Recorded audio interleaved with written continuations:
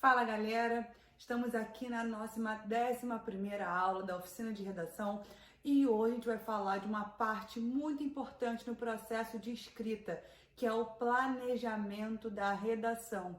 E para isso você precisa estar muito atento aos textos motivadores. Por que essa aula é super importante? Porque você só tem 1 hora para escrever a sua redação. Então, o seu planejamento tem que ser rápido e eficaz. Ele precisa atingir o seu objetivo, cumprir a sua funcionalidade em um pouco espaço de tempo, né? Um curto espaço de tempo, porque assim você consegue destinar mais minutos da sua hora de redação para realmente escrever com aquela letra bonita, legível, obedecendo a margem, letra pequena para poder caber. Então tudo isso demanda tempo. Por isso que é importante fazer uma estratégia básica de tempo. Que estratégia é essa? Se você tem 60 minutos para escrever, 10 minutos são para planejar a redação, 10 minutos são para passar o rascunho a limpo e os outros minutos, né, os outros 40 minutos são para você escrever os parágrafos. 10 minutos para escrever a introdução, 10 para o desenvolvimento 1,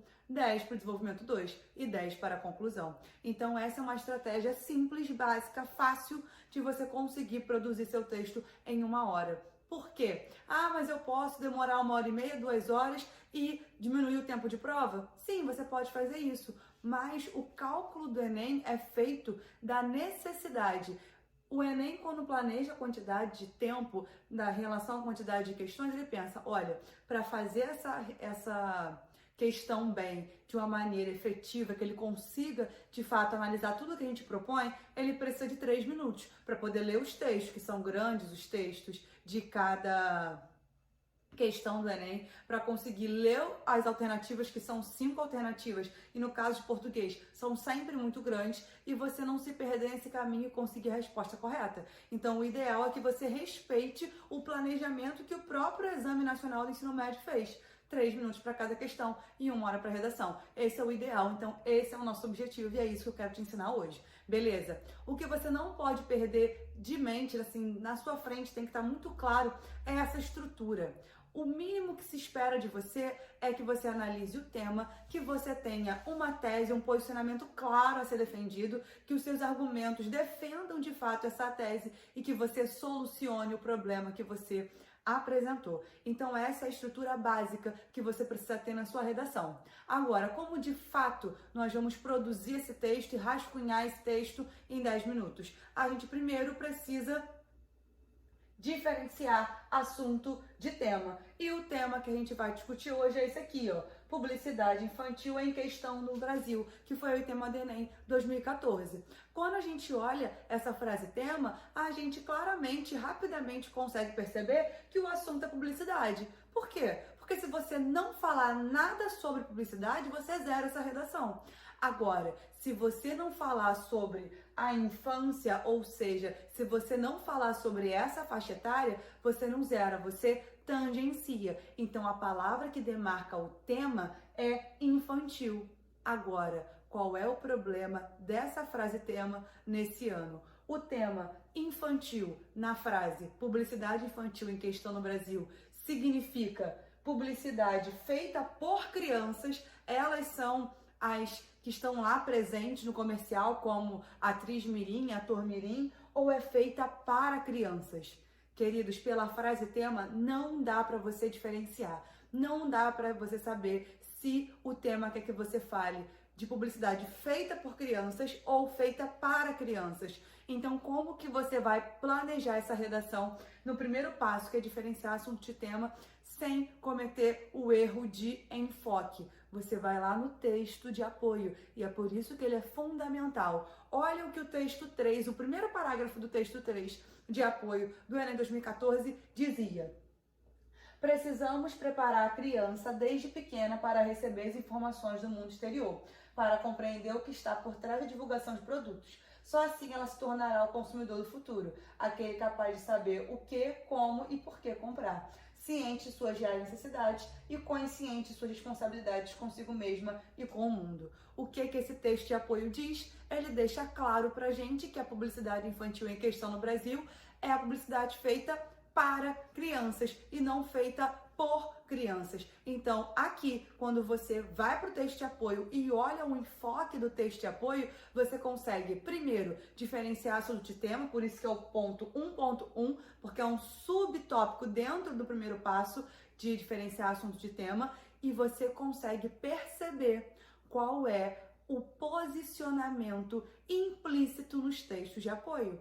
Porque o Enem sempre defende o posicionamento e sempre espera que você defenda o posicionamento mais politicamente correto possível.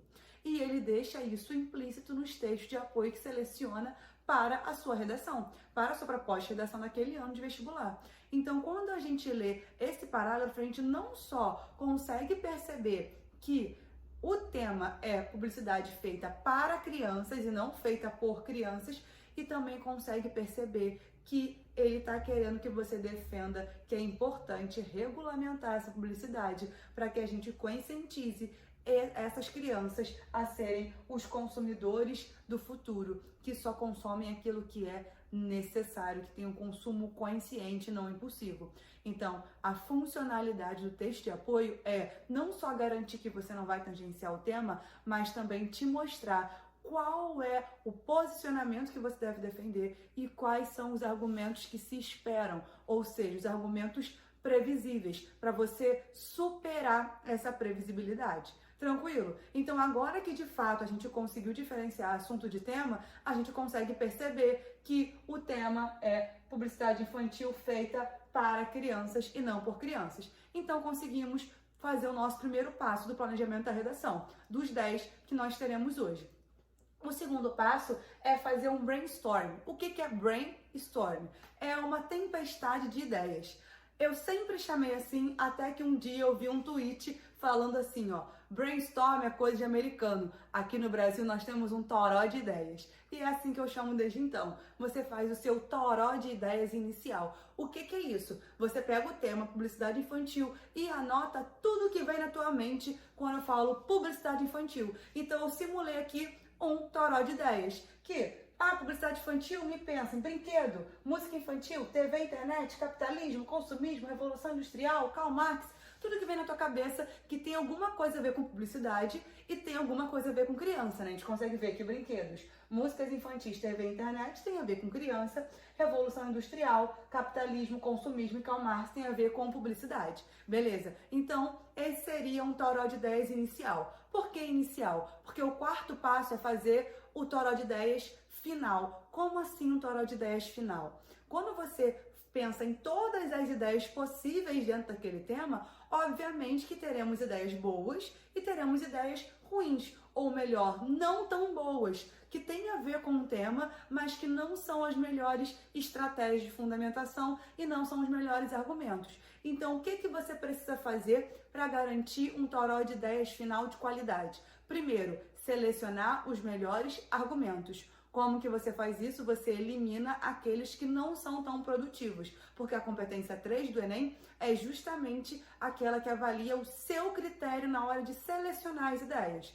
Então, essa é a primeira parte do brainstorm final, do seu toró de ideias final. E qual é a segunda parte? Você vai ler os textos de apoio e ver se tem algum dado, algum fato, não ideia, não posicionamento, mas algum fato que você consiga retirar do texto de apoio e acrescentar na sua redação. Lembrando que essa não é uma estratégia obrigatória, é uma estratégia interessante que você deve fazer, porque talvez você esteja diante de um assunto que você não tenha tanto conhecimento para escrever de maneira fundamentada. Então você pode procurar essa fundamentação nos dados que tem no texto de apoio. Lembrando, nos dados, nas informações factíveis, não nas opiniões, não nos posicionamentos e não nos argumentos. Tranquilo? Então esse aqui seria o nosso toró de ideias final. Falar de brinquedos, TV, internet, músicas infantis tem a ver com publicidade infantil, mas não são as melhores ideias. E eu acrescentei o CONANDA, que é o Conselho Nacional da Infância e da Adolescência, que está dentro do texto de apoio. O primeiro texto de apoio fala justamente de uma resolução do CONANDA que proíbe a utilização de personagens infantis nas publicidades por causa do cunho apelativo, tudo bem? Que aí você acaba, né? Você não, a criança acaba querendo consumir aquele produto não porque ela gosta do produto, mas porque tem ali um vínculo emocional com o personagem que ela gosta. Então, o Conanda, ele tem essa regulamentação, só que ele não tem aspecto legal. Então, ele serve mais como uma orientação do que como uma legislação, tudo bem? Mas é algo que você consegue extrair do texto de apoio. E é um fato, o Conanda existe, então você pode utilizar. Beleza? Depois que a gente faz o passo 3 do brainstorm final, a gente vai para o passo 4, que é escolher uma estratégia de contextualização. Quais daquelas ideias do seu total de ideias final serve de contextualização? Uma que serve é a alusão histórica da Revolução Industrial. Falar sobre ela para mostrar como que emergiu essa grande questão da publicidade, como ela virou um cotidiano na nossa vida. Então você escolheu, botou lá no seu rascunho, contextualização, Revolução Industrial. O quinto passo é você elaborar a sua tese, você deixar claro para o leitor qual é o posicionamento que você vai defender. E pela leitura dos textos de apoio, a gente percebeu que não dá para deixar a publicidade de qualquer jeito, porque as crianças são um público vulnerável. Então, qual tese que você poderia defender nessa redação? O Estado deve proteger as crianças da publicidade. Então, esse é o seu posicionamento que você vai defender por meio dos argumentos. Mas antes de entrar nos argumentos, você precisa escolher como vai ser o fechamento dessa introdução, que pode ser o fechamento genérico ou pode ser o fechamento topicalizado. O genérico é aquela frasezinha que você consegue utilizar em várias redações e não só nesse tema. Por exemplo, logo, as crianças não devem ser persuadidas. Pronto, é uma frase que nada mais é do que uma paráfrase do seu posicionamento, né? Que o Estado deve proteger as crianças. Por que ele deve proteger? Porque elas não devem ser persuadidas de maneira apelativa. Beleza? Ou você topicaliza as ideias para evitar que você desenvolva 2 parágrafos com o mesmo argumento, por exemplo. A topicalização de ideias é uma boa estratégia para você garantir que a sua estrutura da redação não vai ser uma estrutura equivocada, que de fato cada parágrafo de desenvolvimento vai defender um argumento. Esse é um ponto positivo da topicalização. Qual é o ponto negativo? A dificuldade de encontrar sinônimos. Por quê? Olha a topicalização que a gente poderia colocar nessa redação. Logo, o capitalismo e o consumismo devem ser analisados criticamente. Esses são os nossos tópicos. Ou seja, o nosso primeiro argumento vai ser o quê? Capitalismo. Então a gente acaba usando a mesma palavra. Então você tem que ver o que você prefere nessa redação. Utilizar a topicalização para garantir uma boa estrutura, mas tendo dificuldade com os sinônimos, ou colocar o genérico para não ter dificuldade com os sinônimos, mas correndo o risco de ter uma estrutura defasada, uma estrutura equivocada. Aí você precisa ver, você que deve fazer essa autoanálise para ver se você realmente precisa da topicalização ou se você já tem autonomia para produzir o genérico. Tudo bem? Então, o argumento 1 é o capitalismo, como foi anunciado pelo tópico, e a fundamentação é a informação transdisciplinar de Karl Marx. Beleza, esse é o passo 7. O passo 8 é fazer a mesma coisa, só que com o argumento 2, que tem que ser diferente de capitalismo. O nosso argumento 2, como está no tópico, é o consumismo. E a fundamentação, que a gente tirou lá do texto de apoio, é o Conanda. Beleza? Agora, depois que você já tem primeiro parágrafo, segundo e terceiro, só falta o quarto, que é o último. E o que tem no último parágrafo da redação do Enem? A proposta de intervenção. O ideal é que você tenha 2 propostas, sendo a primeira a completa. O que significa intervenção completa?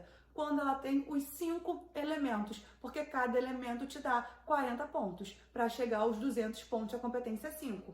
Então, pensando nesse tema, a gente tem aqui uma proposta de intervenção. Primeiro pensando, quem vai fazer essa ação, essa proposta de intervenção? Qual vai ser o agente? O primeiro agente é o Estado, que vai intervir. O que o Estado vai fazer? Vai estabelecer limites para os comerciais infantis, vai regulamentar os comerciais infantis. Como ele vai fazer isso? Por meio da proibição parcial. Ah, calma aí. Não é que você vai ficar 100% proibido e vai ser censura. Não, mas você vai poder fazer o comercial desde que siga essas condições. Esse é o como.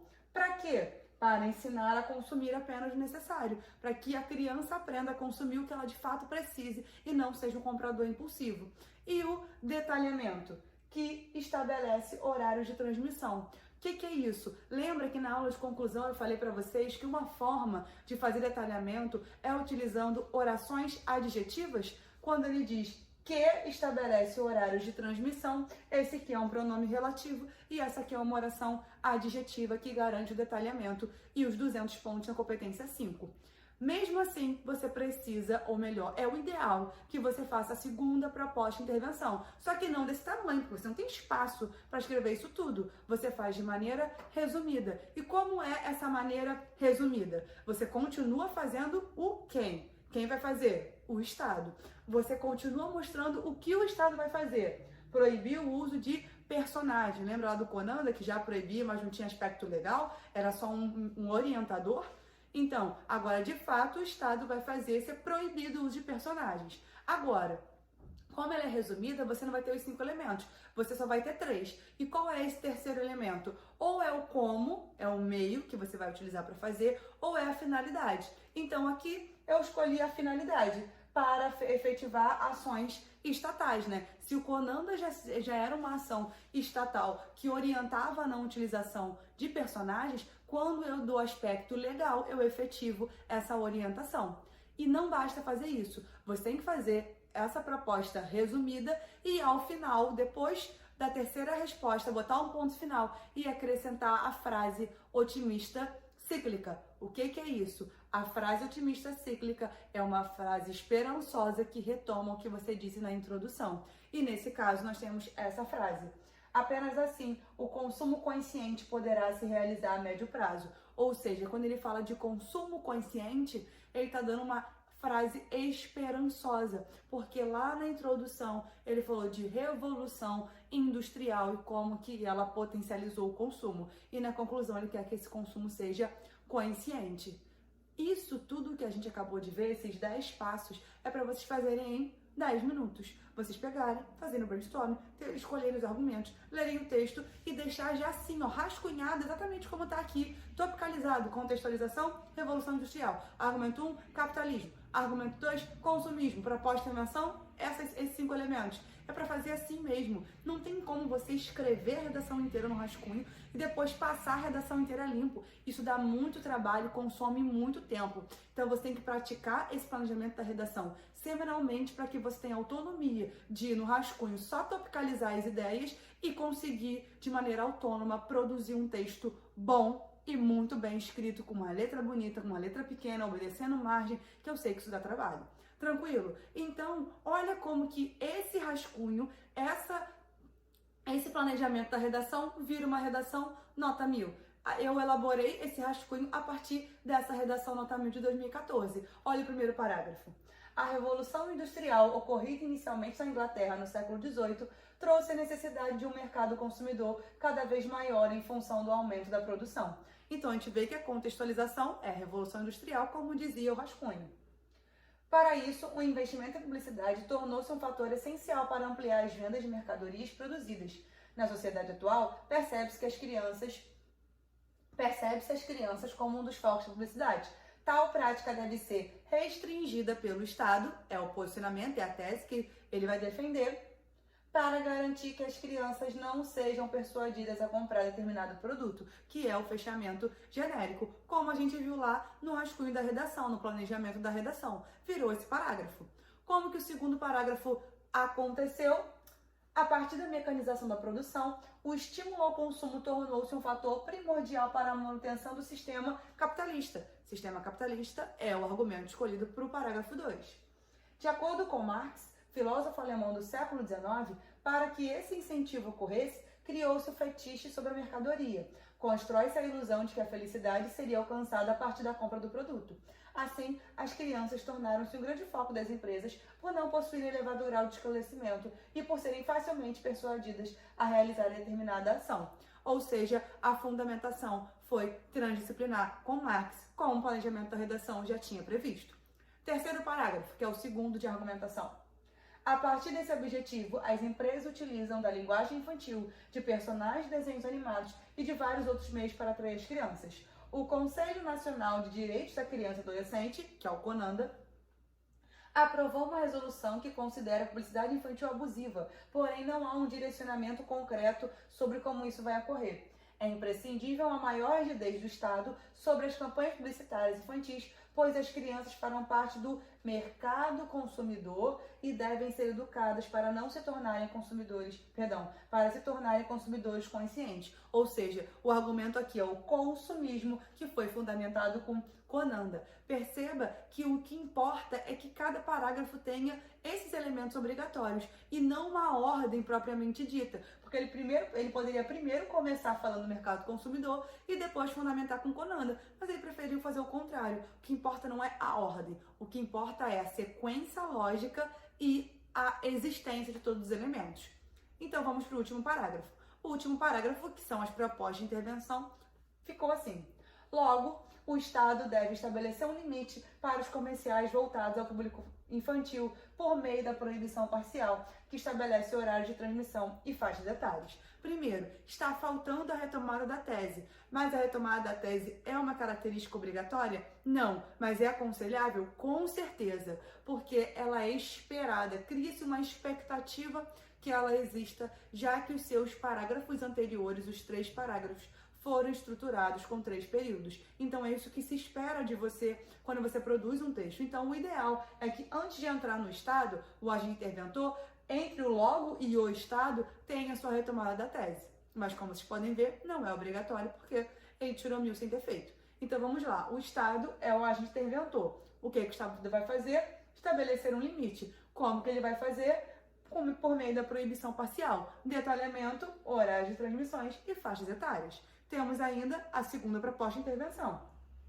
Além disso, o uso de personagens deve ser proibido. Essa é a segunda ação, é a segunda proposta de intervenção. Para efetivar as ações estatais, instituições como a família e a escola devem educar as crianças para consumirem apenas o que é necessário. Ou seja, qual é a finalidade dessas ações? As crianças consumirem apenas o que é necessário. Então a gente consegue aqui terminar a finalidade que faltava da primeira proposta e a finalidade da segunda proposta. O ideal é que você deixe 2 finalidades escritas de maneira clara em períodos separados, porque senão o seu corretor pode achar que essa finalidade é só da segunda proposta e que a primeira é incompleta, ou seja, você não tiraria 200, tiraria 160. Então tudo que facilite a identificação dos elementos obrigatórios é aconselhável, porque o seu corretor faz essa leitura muito rápido. Então tem que estar tudo muito explícito para ele para garantir a sua pontuação. Tudo bem? E por fim temos a frase otimista cíclica. Apenas assim, o consumidor consciente poderá se realizar a médio prazo, que retoma lá a contextualização da Revolução Industrial, como a gente viu. Tranquilo? Então assim vocês conseguem perceber como que esse rascunho que a gente fez rapidamente consegue de fato virar uma redação, e não qualquer redação, uma redação nota 1000, porque essa redação é um exemplo de redação nota 1000. Beleza? Vamos então para o tema dessa semana? O tema dessa semana é o combate à fome no Brasil. De maneira clara, a gente já consegue perceber que o assunto é fome. Se você não falar de fome nessa redação, você vai zerar. Então, se o assunto é fome, adivinha qual é o tema? Combate. O combate é o tema dessa redação. Pausa. Toda vez que a sua frase tema tiver alguma palavra que dá a ideia de uma redação muito intervencionista, por exemplo, combate, por exemplo, caminhos para combater a intolerância religiosa, caminhos para combater a injúria racial, né? A intolerância racial, como foi a segunda aplicação desse ano do Enem. Então, toda vez que a sua frase tema dá a entender que você precisa deixar muito claras medidas intervencionistas, isso significa que você pode utilizar uma estrutura de redação diferente. Como que é a estrutura básica de redação? Os fechamentos dos parágrafos de desenvolvimento têm a retomada do tema. Lembra que eu botei lá na aula de como não tangenciar o tema de vocês na aula de semana passada, que você usa o fechamento do desenvolvimento para retomar o tema e garantir que você não tangenciou. Lembra dessa estratégia? Essa é a estratégia básica. Em condições normais, temperatura e pressão, é isso que você vai fazer. Agora, quando vier um tema intervencionista, como combate ou caminhos para combater, você pode, não é que você é obrigado, você pode transformar esse fechamento em uma proposta de intervenção específica para um problema específico desenvolvido nesse parágrafo. Por que que essa estrutura de redação pode ser interessante? Porque olha o que ele quer que você faça, que você acabe com a fome. É fácil acabar com a fome? Cara, você tem que ter uma proposta de intervenção genial para que em uma proposta de intervenção você acabe com a fome no Brasil.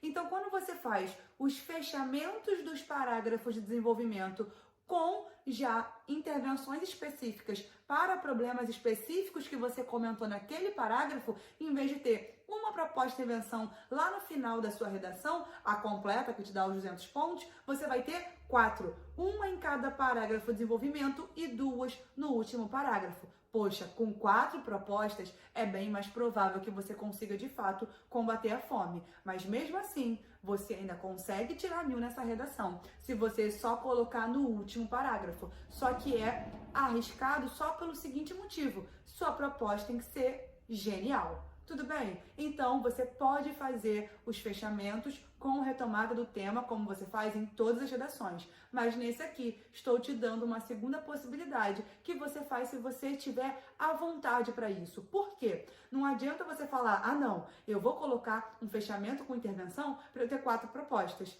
Só que se essa proposta não tiver a ver com a discussão do parágrafo, não tiver a ver com o tema, for só mais uma frase totalmente desvinculada ao texto, vai ser pior, vai ser um erro de coesão. Então, você precisa ter claro na tua mente se de fato você consegue, se você tem a bagagem necessária para produzir uma intervenção em cada parágrafo, totalizando 4 intervenções na sua redação. Tranquilo? Então vamos direto para o nosso tema, ou melhor, para as contextualizações possíveis dentro desse tema? A primeira contextualização que eu trouxe para vocês é falar desse filme, O Poço. O que é esse filme? É o filme que conta a história de uma prisão vertical, né? Imagina um prédio e em cada andar nós temos só 2 presidiários. E uma cesta de comida que vai descendo do último andar, do mais alto até um andar mais baixo. Então, imagina que eu tenho 10 andares. Qual seria o certo nessa distribuição de comida? Que lá o último andar pegasse 1/10 da comida da cesta. No nono andar, mais 1/10, no oitavo, mais 1/10, sétimo, sexto, quinto, quarto, terceiro, até chegar no primeiro com o último 10º da comida para que todos fossem igualmente e justamente alimentados. Mas era isso que acontecia? Não. Os prisioneiros dos andares mais altos pegavam mais comida do que 1/10. Ou seja, os últimos, os que estavam lá embaixo do prédio, ou comiam pouco ou não comiam. Então a gente consegue ver que o problema do poço desse filme não é a falta de comida, mas é a má distribuição dos alimentos. E é uma metáfora maravilhosa para você falar da realidade não só brasileira, mas mundial. Temos alimento para todo mundo, mas ele é muito mal distribuído. Então é uma ótima estratégia de contextualização.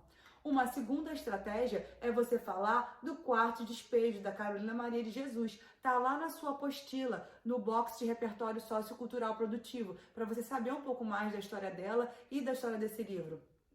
A Carolina Maria de Jesus é uma escritora da periferia que vive em condições muito insalubres, em condições muito precárias, muito marginalizadas. E quando ela escreve esse livro, Quarto de Despejo, obviamente ela fala da realidade dela e uma realidade que ela vive é a fome. E ela fala como a fome é amarelada, como que a fome mexe com o organismo dela. Por isso que eu trouxe esse fragmento para vocês. A tontura do álcool nos impede de cantar, mas a da fome nos faz tremer. Percebi que é horrível ter só ar dentro do estômago. Então você pode contextualizar com o quarto de despejo. A terceira possibilidade de contextualização que eu trouxe para vocês é a teoria neomalthusiana. O que essa teoria traz pra gente? Malthus já falava, olha, se a gente continuar com esse crescimento populacional, com essa taxa de natalidade, a gente vai ter mais comida do que gente. mais gente do que comida. Então não vai dar. A gente não vai ter como alimentar, a gente vai ter como produzir comida para todo mundo. A gente precisa resolver essa questão da natalidade. Hoje, a teoria, por isso que ela é neomalthusiana, ela é aplicada atualmente com a distribuição de anticoncepcionais, de camisinhas, de medidas preventivas, né? À gravidez. Tem até países, principalmente asiáticos, que realmente proíbem a taxa de natalidade de mais 2 filhos. Você tem que ter um filho só e pronto, né? Então, o que a gente aplica hoje da teoria neomalthusiana é só diminuir a taxa de natalidade. Qual é o problema? Não basta diminuir a taxa de natalidade. Você tem que alimentar os que já nasceram, os que já estão aqui. Então você pode contextualizar falando, olha, Malthus já dizia pra gente que a gente ia ter um problema de alimentação, de produção e de alimentação para essa quantidade de pessoas que existe no mundo. E agora, de fato, a gente consegue ver a palpabilidade disso quando eu tenho uma taxa muito alta de pessoas que ou quase não se alimentam ou de fato passam fome no Brasil e no mundo. Então essa é uma terceira possibilidade de contextualização para esse tema. Vamos então para o argumento 1. O grande argumento é a concentração de renda, que já está naquela metáfora do poço. O que acontece com a concentração de renda? Ela é causada pela desigualdade social. E qual é a grande consequência de ter uma desigualdade social marcada pela concentração de renda? Eu tenho uma pobreza cíclica. Como assim? Toda vez, imagina, qual é a classe social, quais são as pessoas no Brasil que passam fome, que têm dificuldade de se alimentar? São as pessoas de classes mais inferiores. Então imagina uma família que tem uma mãe com 3 filhos e ela não consegue dar uma alimentação saudável, né, com os nutrientes necessários para aquelas crianças. O que geralmente acontece? Aquelas crianças evadem a escola para poder ter um trabalho, começar a trabalhar informalmente, para conseguir mais recurso, mais sustento, para poder contemplar o custo da alimentação familiar. Então, o que acontece? Pensa comigo, se essas crianças evadiram a escola para imediatamente conseguirem comida, quando eles virarem os pais das crianças, eles também não vão conseguir sustentar a família e os seus filhos vão ter que evadir a escola para conseguir alimento para todo mundo. Ou seja, eu entro num ciclo de pobreza que eu não consigo sair. Por que eu não consigo sair? Porque a partir do momento que ele evade a escola, ele vai ter uma mão de obra desqualificada. Ou seja, necessariamente o trabalho dele vai ser informal e ele não vai conseguir receber o necessário para custear a alimentação da família. Então, o grande problema da pobreza cíclica é que ela gera mais trabalho informal e menos educação e também menos saúde. Porque se eu não tenho uma alimentação adequada, eu sou mais suscetível a doenças e às infecções, porque o meu organismo não está preparado, eu não estou com a imunidade adequada para a minha faixa etária. Então, a gente tem aqui um problema de pobreza cíclica. Agora, lembra que eu falei que quando o tema é combate, caminhos para combater, você pode fazer uma proposta de intervenção específica para um problema específico do parágrafo? No caso desse parágrafo, o seu fechamento poderia ser para solucionar especificamente o trabalho informal ou especificamente a falta de educação e saúde, porque esses que evadiram a escola para conseguir dinheiro para comprar alimento imediatamente, quando estiverem passando mal, tiverem com problemas de saúde, eles vão ter um hospital privado para poder ser atendido? Não, eles precisam de hospital público, que também é precário. Então, olha o problema que nós temos de pobreza cíclica aí. Então, é importante, você pode solucionar esses problemas aqui no seu fechamento do parágrafo, que é uma proposta de intervenção específica para um problema específico do parágrafo. E lá na proposta de intervenção, você não soluciona só trabalho informal ou só falta de educação, você soluciona de maneira geral a pobreza cíclica, que vocês vão ver como que eu elaborei essa proposta para vocês hoje. Tranquilo? Então vamos fundamentar esse argumento? Primeira fundamentação, 30% da comida produzida do mundo vai para o lixo. Esse é o problema da concentração de renda marcada pela desigualdade social. Quem tem mais condição de custear os alimentos é o que mais consome e não só consome, desperdiça, joga fora esses alimentos. Então eu tenho 30% da comida indo para o lixo, enquanto vários não têm a comida, daria tudo para ter esses 30% que vão para o lixo. Então a gente vê como essa desigualdade social marcada pela concentração de renda gera essa consequência da fome. Outra estratégia de fundamentação é você trazer esse exemplo, que não foi um exemplo que algo aconteceu esporadicamente em fevereiro de 2020. É normal, toda vez que há superprodução de algum material, geralmente de materiais agrícolas, de produtos agrícolas como o tomate, eles são jogados fora. Ou o café, por exemplo, que é queimado. Por que que isso acontece? Por quê? Por causa da lei de oferta e procura. Se eu tenho uma oferta muito maior do que a procura, significa que o valor de venda desse produto vai cair. Se o valor de venda cai, o produtor rural, o produtor agrícola, não vai conseguir lucrar o suficiente para a sua subsistência. Então, em vez de ele mandar todos os tomates que ele conseguiu produzir, ele joga fora parte desses tomates para garantir que o preço vai continuar o mesmo, para ele continuar tendo o mesmo lucro de subsistência. Então, olha o problema. Nós temos aí vários alimentos sendo jogados fora em nome da renda. E é um outro desdobramento da concentração de renda. Outra fundamentação que você pode utilizar é esse fato aqui. Segundo a ONU, 40 milhões de crianças no Brasil não estão recebendo alimentação escolar por conta da pandemia. Por quê? Porque muitos, dos nossos alunos, principalmente de escolas públicas, têm a principal refeição e muitas vezes a única refeição do dia na escola. Então, agora que nós estamos vivendo essa pandemia do coronavírus, as escolas estão fechadas. Como que eles vão se alimentar? E lembra, olha esse problema aqui, ele evadiu a escola para poder trabalhar e comprar alimento. Só que aí agora ele não tem mais acesso a esse alimento que era ofertado pela escola. Tanto que agora, com medida provisória, as escolas públicas estão distribuindo, vão distribuir os alimentos que eram oferecidos para a produção da merenda escolar. Então a gente consegue ver como que a fome assola muitos brasileiros. Isso ficou muito evidente quando a gente tem essa realidade, que a ONU estima que 40 milhões de crianças estão sem alimentação por causa da pandemia. Tranquilo? Então vamos para o segundo argumento? O segundo argumento é a concentração fundiária. Por que esse argumento é importante? Porque, de maneira geral, no mundo, quais são os grandes motivos da fome? Primeiro, você não ter uma extensão de terra que produza alimentos proporcional à sua população, à população daquela nação, daquele país. Não é o caso do Brasil, porque nós temos dimensões continentais. Outro problema é o seu solo não ser fértil, por exemplo, ser um solo desértico. Então, não adianta ter território se ele for desértico. Não é o caso do Brasil, porque o nosso território, o nosso solo é fértil. Outro problema, desastres naturais como furacões, tsunami, isso acaba com a produção de uma região muito grande. Então, toda vez que nós temos países que recorrentemente são atingidos com desastres naturais, eles também têm essa dificuldade de alimentação, porque a produção alimentar foi toda destruída. Mas também não se aplica ao Brasil, porque nós estamos no meio de uma placa tectônica. Então, o que sobra pra gente? O problema da concentração fundiária. Qual é a grande causa da concentração fundiária? Os latifúndios e a agricultura de exportação. A gente acabou que pegou todo o nosso potencial territorial, toda a nossa fertilidade do solo e não tendo nenhum problema de desastre natural e transformou tudo isso em agricultura de exportação. E qual é a consequência disso? A insegurança alimentar no meio rural. Pensa comigo, se eu estou no meio rural, cheio de latifúndios, não tenho como produzir a minha agricultura familiar de subsistência, o que eu vou fazer para solucionar isso?